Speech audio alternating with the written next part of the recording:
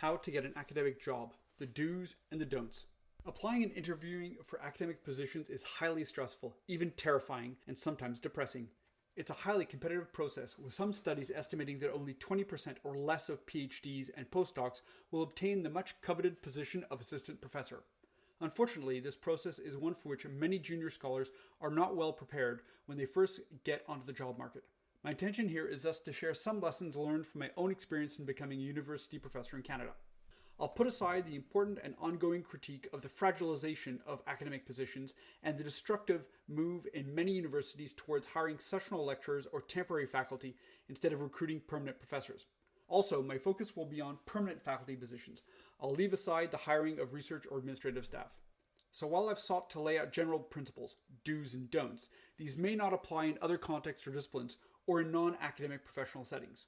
Take these with a grain of salt and validate with your colleagues and mentors. My experience. Following my PhD in 2002, I submitted 25 job applications and had 5 interviews for researcher or assistant professor positions, and eventually in 2005 obtained my current position at the Université de Montréal. The interviews I did ranged between 30 minutes to 1 hour, a common format in the UK and Europe, to a half-day or full-day process, more common in Canada, with the longest at a US university lasting a grueling 2.5 days, running from 7 a.m. to 9 p.m. each day, breakfast and dinner included. In recent years, I've gained experience on the other side of the table, interviewing candidates for different faculty positions.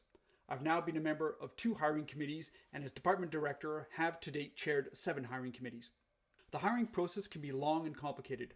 For each position, we've had between 30 and 65 candidates, numbers that are often very much higher in English language universities, with some receiving more than 100 candidates for even a sessional position.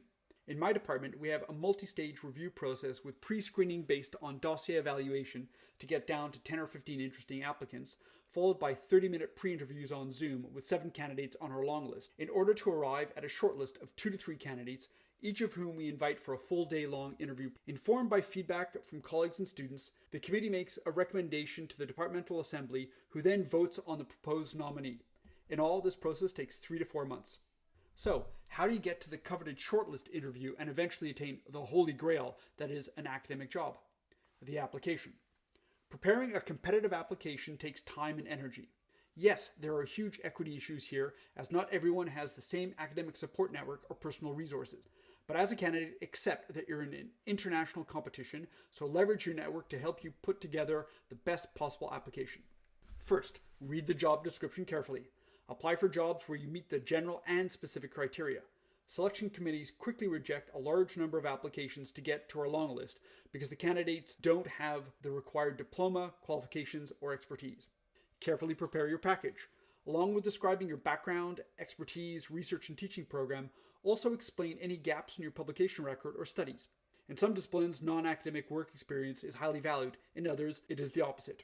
Don't try to make people feel sorry for you. Don't give too much personal information, as with the exception of parental leaves, and this should be in your CV, it's not pertinent and is considered a source of potential discrimination. Don't explain that you're a superstar and that you will be a major asset to the department. This may be acceptable in the US, but not in Canada. Show that you already know and have mastered the 4 professional tasks: research, teaching, administration or service, and outreach, and that you're ready to start. If you're a foreigner and not familiar with Canadian or provincial grant systems, learn about it. NSERC, CIHR, SHRC, FRQ in Quebec. Tell us in which languages you're fluent or functional in the letter and the CV. Show that your future research network will be in the province or territory where you're applying, not across the country. For example, look at the profiles of people in the region who you could work with. Proof your application material. Spelling or formatting errors send a very bad signal. Use spell check. And if you're submitting to a French language or other institution, make the effort to at least submit your letter in that language. Use DeepL. Ask for advice from colleagues and mentors. Get feedback on the pertinence of the job related to your profile and life goals. Circulate drafts for critical feedback, especially for the cover letter, the CV, and the research statement. It's frustrating to read badly presented applications. Submit the required material. You'd be surprised how many people submit incomplete packages, missing pieces like the research or teaching statements, or add content that is not asked for, articles, or even entire theses. Adding some unasked for content, for example, a research plan, may be an acceptable risk, but you also don't want to annoy the committee by making it harder to evaluate your dossier. Submit 1 week or less before the deadline. Invariably, those applications submitted at the opening of the position do not make the cut. The competitive candidates are those who updated their CVs, adding the most recent paper, conference presentation, etc., and proofed their letters and submitted at the last possible moment. The interview. If you've made it to the interview, whether a pre-interview or shortlist, you've already shown that you're an interesting candidate. Now you have to win over the selection committee. Prepare before the interview. Do a mock presentation or interview with friends and colleagues who will be critical and tell you the truth and then help you improve. Proofing your presentation and practicing answering the tough questions is essential to preparing for the big day, but avoid preparing ready-made answers. Ask questions prior to the interview. Not all hiring processes are equally well organized, so if you're not given a clear plan of the interview, ask for clarification about expectations. What sort of presentation is required? A scientific talk, a job talk, or a teaching lecture? How much time is there for the presentation? Will there be individual interviews, and with whom? Do your homework on the department, faculty, university. A recurring critique is candidates who demonstrate that they don't know much about the department or the colleagues or even the institution. This invariably annoys the selection committee and colleagues who will ultimately vote on the nomination. So go through the department website and build short bios on the colleagues, so you can then have informed discussions during the interview. Arrive at the interview 10 minutes in advance. Don't keep the selection committee waiting, and bring a bottle of water. The presentation or job talk. Stay within the time limits. Yes, we want to hear what you have to say, but colleagues also want to ask questions. Even if you're not asked to do the job talk, do one anyway, telling us about who you are, what you do, and what you see doing if offered the position. If you're applying to a Francophone university, make the effort to at least speak a little of the language, even if you're not fluent. Not doing this is really annoying and doesn't show a willingness to learn. Smile and laugh. We're hiring a future colleague, someone with whom we'll work over the coming decades. Show that you're open, interested, and someone with whom we would get along. No one wants to hire someone with a frown on their face. Responding to questions. Whether during the question period after the presentation or during interviews, be concise. Try to keep answers between 30 seconds and 1 to 2 minutes so that we can follow on with other questions. This is not the place for monologues. Don't say, "Thank you for your question. We don't need your thanks, just your answer." Ask questions. Come prepared with questions that you have about the research and teaching environment, about life in the department, etc. Having a list of questions show that you've done your homework and that you're projecting yourself into this future role as professor in the institution. And it also enables you to determine whether you actually want the position, if it's offered. Ask about life in the city where the university is located if you're not familiar with it, the childcare system, schools, access to health services, housing prices. Ask whether the university has a teachers union. If it does, your salary will likely be negotiated under the collective agreement. Ask about startup research funds, moving expenses, grant writing support. Ask about the selection and nomination process, timelines for results, etc. After the interview. When you get home, you'll be exhausted, but you'll also be nervous, wondering how you did and whether you'll get an offer. I've been there. Prepare for getting turned down. This will likely happen, so while it's normal to be disappointed, don't get angry with the selection committee or email the director demanding to know how they could possibly have refused your outstanding dossier. Yes, I've had these sorts of emails. You don't know what the competition was like, what are the internal politics in the department, or why they chose to give the position to someone else. That's life. Get over it. Prepare for an offer. If you get an offer, you want to have already thought about an answer. And this includes deciding that you don't want the position because you've either had a better offer or you didn't like the department atmosphere. But don't say this. If you will accept the offer, be ready to negotiate start dates, salary, not always possible if there's a union, moving expenses, etc. Show that you're enthused and ready to start. Follow up. It's completely legitimate to email the head of the selection committee to ask for news if you haven't heard back in a few weeks, beyond when they told you the decision would be made. But don't email asking what you could do to improve. It's not the job of the person who refuses to tell you what to do. The end. If you get an offer and accept, well done. Get ready to start a new, stimulating, but very demanding academic career. See my other posts on how to survive in academia while finding a work-life balance. If you don't get an offer, accept this as part of the process and learn from it. Please don't ask for personalized feedback. Yes, I regularly receive such requests and I systematically decline because invariably they arrive when we're still in the hiring process. And it's also not up to the selection committee to help you better perform, nor do we have the time for this. Instead, be reflexive and debrief with your colleagues and mentors and learn how to do better application or interview the next time, so that you can hopefully also find the holy grail of the faculty position. Comment obtenir un emploi académique? Les choses à faire et à ne pas faire. Postuler et passer des entretiens pour des postes universitaires est très stressant, voire terrifiant, et parfois déprimant. Il s'agit d'un processus hautement compétitif. Certaines études estiment que seuls 20% ou moins des titulaires de doctorat ou de postdoc obtiennent un poste très convoité de professeur adjoint. Malheureusement, c'est un processus pour lequel de nombreux jeunes chercheurs ne sont pas bien préparés lorsqu'ils arrivent sur le marché du travail. Mon intention ici est donc de partager quelques leçons tirées de ma propre expérience pour devenir professeur d'université au Canada. Je laisserai de côté la critique importante et continue au sujet de la fragilisation des postes universitaires et la tendance destructrice de nombreuses universités à embaucher des chargés de cours à temps partiel ou des professeurs temporaires au lieu de recruter des professeurs permanents. De même, je me concentrerai sur les postes de professeurs permanents. Je laisserai à côté l'embauche du personnel de recherche ou d'administrateurs. Bien que j'ai cherché à énoncer des principes généraux, ce qu'il faut faire et ne pas faire, ceux-ci ne peuvent pas s'appliquer dans d'autres contextes ou disciplines, ou dans des milieux professionnels non universitaires. Prenez-les donc avec un grain de sel et validez avec vos collègues et mentors. Mon expérience.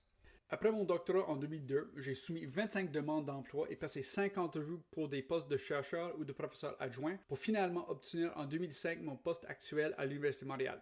Les entretiens que j'ai passés variaient de 30 minutes à 1 heure, un format courant au Royaume-Uni et en Europe, à un processus d'une demi-journée ou d'une journée entière, courant au Canada, avec le plus long dans une université américaine, ayant duré 2 jours et demi, épuisant de 7 heures à 21 heures le soir, chaque jour, petit déjeuner et repas inclus. Ces dernières années, j'ai acquis de l'expérience de l'autre côté de la table, en interviewant des candidats pour différents postes de professeurs. J'étais membre de 2 comités d'embauche et en tant que directeur du département, j'ai présidé à ce jour 7 comités d'embauche. Le processus d'embauche peut être long et compliqué. Pour chaque poste, nous avons eu entre 30 et 65 candidats, des chiffres qui sont souvent beaucoup plus élevés dans les universités anglophones, certaines recevant plus de 100 candidats même pour un poste non permanent. Dans mon département, nous avons un processus d'examen en plusieurs étapes avec une présélection basée sur l'évaluation des dossiers pour descendre à 10 à 15 candidats intéressants, suivi de pré-entretien de 30 minutes sur Zoom avec 7 candidats, notre liste longue, afin d'arriver à une liste restreinte de 2 à 3 candidats que nous invitons chacun pour un entretien d'une journée. Informé par les commentaires des collègues et des étudiants du département, le comité fait une recommandation à l'Assemblée du département qui vote ensuite sur le candidat proposé. En tout, ce processus prend 3 à 4 mois. Alors, comment arriver à l'entretien convoité de la liste restreinte et finalement atteindre le grail qui est un poste universitaire? La candidature. Préparer une candidature compétitive demande du temps et de l'énergie. Oui, il y a d'énormes problèmes d'équité ici, car tout le monde ne dispose pas du même réseau de soutien universitaire ou des mêmes ressources personnelles. Mais en tant que candidat, acceptez le fait que vous êtes dans une compétition internationale, alors tirez parti de votre réseau pour vous aider à préparer la meilleure candidature possible. Lisez attentivement la description de poste. Postulez les emplois pour lesquels vous répondez aux critères généraux et spécifiques. Les comités de sélection rejettent rapidement un grand nombre de candidatures pour arriver à notre liste longue parce que le candidat ne possède pas le diplôme, les qualifications ou l'expertise requis. Préparez soigneusement votre dossier. En plus de décrire votre formation, votre expertise, votre programme de recherche et d'enseignement, expliquez également toute interruption dans votre dossier de publication ou vos études. Dans certaines disciplines, l'expérience professionnelle non universitaire est très appréciée. Dans d'autres, c'est le contraire. N'essayez pas d'apitoyer les gens sur votre sort. Ne donnez pas trop d'informations personnelles, car à l'exception des congés parentaux, et cela devrait figurer dans votre CV, elles ne sont pas pertinentes et sont considérées comme une source de discrimination potentielle. N'expliquez pas que vous êtes un superstar et que vous serez un atout majeur pour le département. Cela peut être acceptable aux États-Unis, mais pas au Canada. Montrez que vous connaissez et maîtrisez déjà les 4 tâches professorales, recherche, enseignement, administration ou service et rayonnement, et que vous êtes prêt à commencer. Si vous êtes étrangère et que vous ne connaissez pas le système de subvention canadien ou provincial, renseignez-vous à ce sujet. CRSH, CRSNG, IRSA, FRQ au Québec. Dites-nous quelle langue vous parlez couramment ou de façon fonctionnelle dans le lettre et le CV.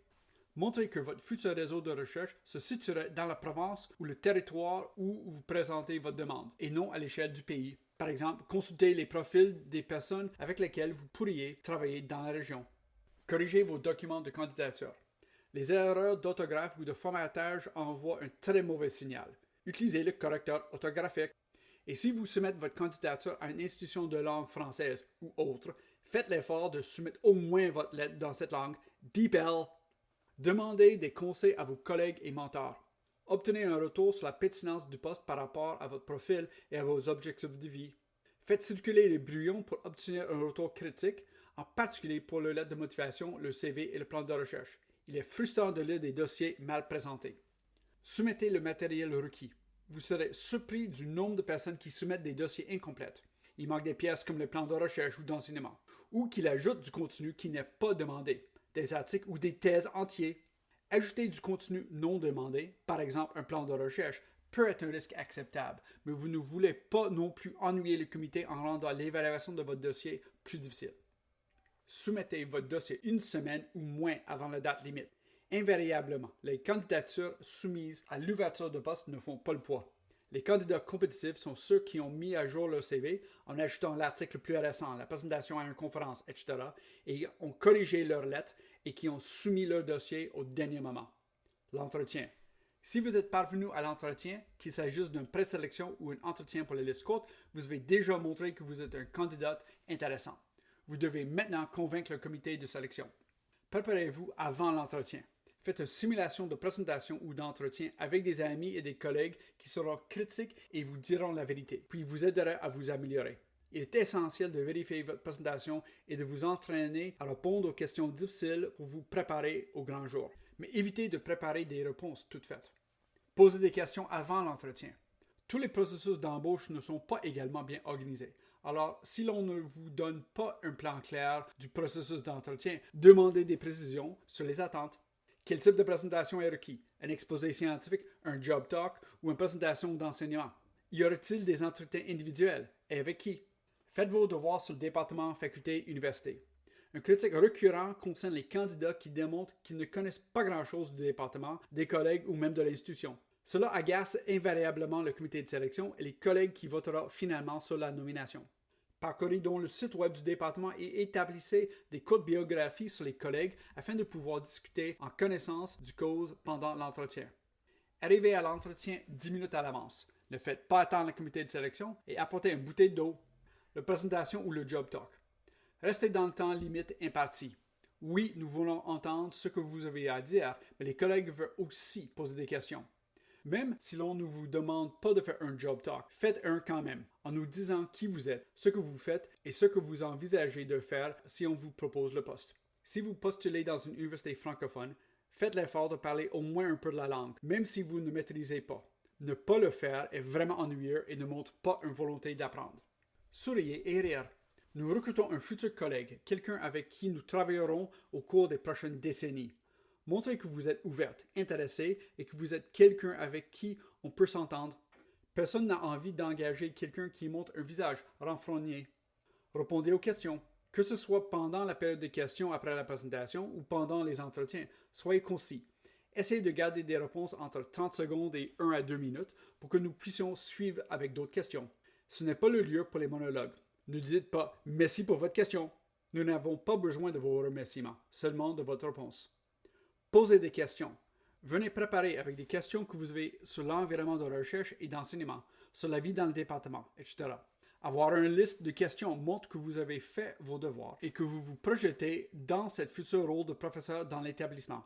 Et cela vous permet également de déterminer si vous souhaitez réellement le poste s'il vous est proposé. Renseignez-vous sur la vie dans la ville où se trouve l'université si vous ne le connaissez pas. Le système de garde d'enfants, les écoles, l'accès aux services de santé, le prix des logements. Demandez si l'université a un syndicat d'enseignants. Si c'est le cas, votre salaire sera probablement négocié dans le cadre de la convention collective. Posez des questions sur les fonds de recherche de démarrage, les frais de déménagement, l'aide à la rédaction des subventions. Posez des questions sur le processus de sélection et de nomination, sur les délais d'obtention des résultats, etc. Après l'entretien. En rentrant chez vous, vous serez épuisé, mais vous serez aussi nerveux, vous demandant comment vous avez fait et si vous allez recevoir une offre. Je suis passé par là. Préparez-vous à essuyer un refus. Cela arrivera probablement. S'il est normal d'être déçu, ne vous mettez pas en colère contre le comité de sélection et n'envoyez pas de courriel au directeur pour lui demander comment il a pu refuser votre excellent dossier. Oui, j'ai reçu ce genre de courriel. Vous ne savez pas comment était la compétition, quelles sont les politiques internes du département, ni pourquoi ils ont choisi de donner le poste à quelqu'un d'autre. C'est la vie, passez autre. Préparez-vous à recevoir une offre. Si vous recevez une offre, vous devrez avoir déjà réfléchi à une réponse. Et cela inclut de décider que vous ne voulez pas du poste parce que vous avez eu une meilleure offre ou que vous n'avez pas aimé l'ambiance du département, mais ne le dites pas. Si vous acceptez l'offre, soyez prêt à négocier les dates de début, le salaire, pas toujours possible s'il y a un syndicat, les frais de déménagement, etc. Montrez que vous êtes enthousiaste et prêt à commencer. Faites un suivi. Il est tout à fait légitime d'envoyer un courriel au responsable du comité de sélection pour lui demander de nouvelles si vous n'avez pas eu depuis quelques semaines, au-delà du moment où ils ont dit qu'une décision sera prise. Mais n'envoyez pas de courriel pour demander ce que vous pourriez faire pour vous améliorer. Ce n'est pas le rôle de la personne qui vous refuse de vous dire quoi faire. La fin. Si vous recevez une offre et que vous l'acceptez, bravo! Préparez-vous à entamer une nouvelle carrière universitaire stimulante mais très exigeante. Voir mes autres publications sur la façon de survivre en milieu universitaire tout en trouvant un équilibre entre la vie professionnelle et la vie privée. Si vous n'obtenez pas d'offre, acceptez cela comme faisant partie du processus et tirez-en un apprentissage. Ne demandez pas de commentaires personnalisés. Oui, je reçois régulièrement de telles demandes et je les décline systématiquement car elles arrivent invariablement alors que nous sommes encore dans le processus de recrutement. De plus, ce n'est pas au comité de sélection de vous aider à être plus performant. Et nous n'avons pas le temps pour cela. Au lieu de cela, soyez réflexifs et débriefez avec vos collègues et mentors et apprenez comment faire une meilleure candidature ou un meilleur entretien la prochaine fois, afin d'espérer trouver également ce grail qu'est un poste de professeur.